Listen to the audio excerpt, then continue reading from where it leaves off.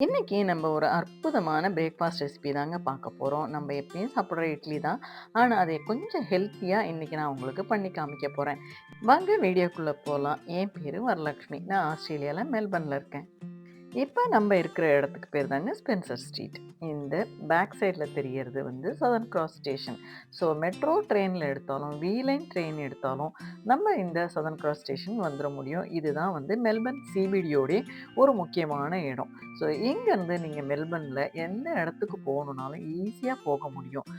உங்களுக்கு public டிரான்ஸ்போர்ட்டான train, bus, tram எதுனாலும் நீங்க இந்த ஸ்பென்சர் ஸ்ட்ரீட்லேருந்து ஈஸியா கம்யூட் பண்ண முடியும். அதில இன்னொரு முக்கியமான விஷயம் என்னன்னு பார்த்தீங்கன்னா, சிட்டி உள்ள ஒரு பர்ட்டிகுலர் லிமிட் வரைக்கும் நீங்க ஃப்ரீயாவே போய்க்க முடியும் எல்லா இடத்துக்கும்.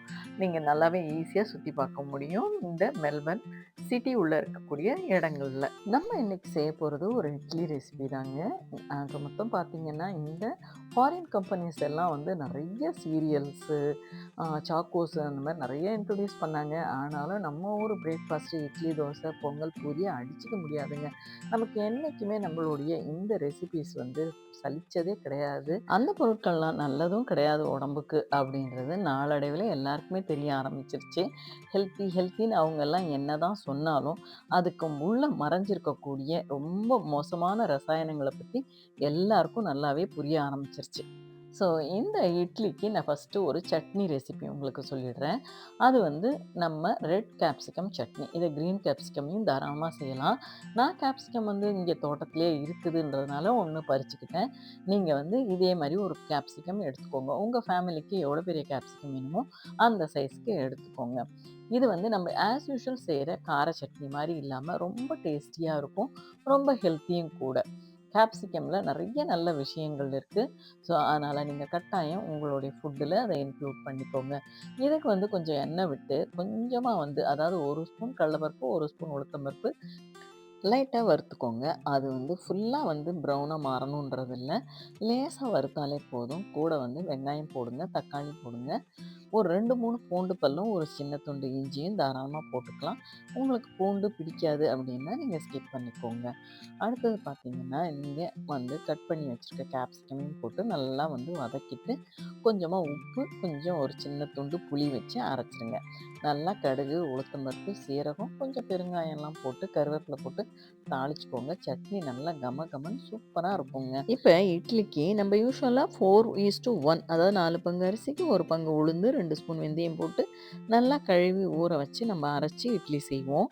இப்ப இதுக்கு வந்து நான் வந்து 3 பங்கு அரிசி, 1 பங்கு மக்கானா, 1 பங்கு உளுந்து, அதுக்கு 2 ஸ்பூன் வெந்தயம். ஸோ இட்லி மாவ நல்லா திக்கா அரைச்சு ஓவர் நைட் புளிக்க வச்சுருங்க. இங்க மெல்பர்ன்ல சில சமயத்தில மாவு புளிக்கிறது ஒரு பெரிய டாஸ்க்குங்க.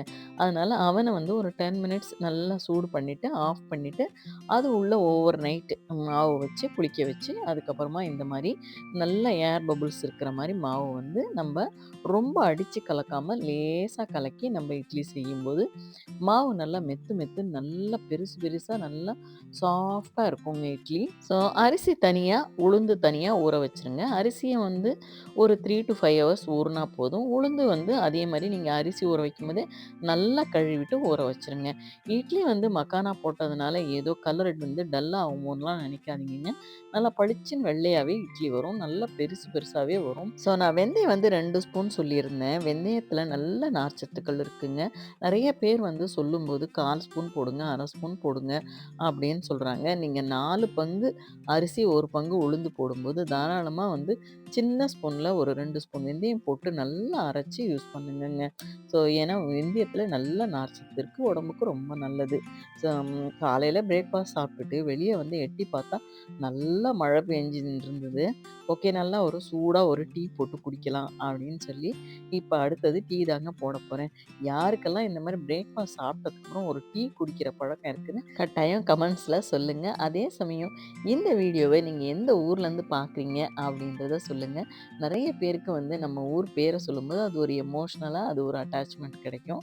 ஸோ நீங்க எந்த ஊர்லேருந்து இந்த வீடியோவ பார்க்குறீங்க அப்படின்றத கட்டாயம் கமெண்ட்ஸ்ல சொல்லுங்க. நான் டீ போடும்போது கட்டாயம் ஒரு சின்ன துண்டு இஞ்சிய நல்லா நசுக்கி போடுவேன். அதே மாரி வந்து இந்த சிலோன் பட்டை இருக்கு இல்லைங்களா? அதோடைய தூளும் ஒரு பிஞ்ச் போடுவேன். எப்பயாவது தோணுச்சுன்னா 2 ஏலக்காயும் போடுவேன். இது எல்லாமே போட்டு ஒரு டீ வந்து ரொம்ப கமகமன்னு வாசனையாவும் இருக்கும். உடம்புக்கும் ரொம்ப நல்லதுங்க.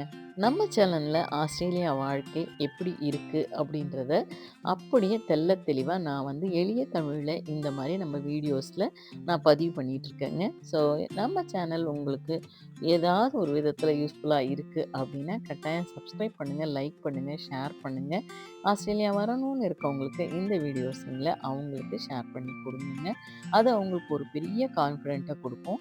ஸோ இன்னைக்கு ஒரு நல்ல breakfast makhana idli, red capsicum chutney, இதோட இந்த மசாலா டீ, அதாவது இஞ்சி டீ, இது 3ம் தாங்க இன்னைக்கு என்னுடைய காலை பிரேக்ஃபாஸ்ட்டு. இந்த வீடியோ உங்களுக்கு பிடிச்சிருக்குதா அப்படின்றத கட்டாயம் நீங்கள் கமெண்ட்ஸில் சொல்லுங்கள். ஒரு சின்னதாக ஒரு லைக் கொடுங்க. இன்னும் வர வீடியோக்களில் இதே மாதிரி ஹெல்த்தியான ரெசிபீஸை நான் எல்லாரோட ஷேர் பண்ணிக்கலான்னு இருக்கேங்க. ஸோ தேங்க்ஸ் ஃபார் வாட்சிங் this video. Thank you so much for your valuable support. Thank you.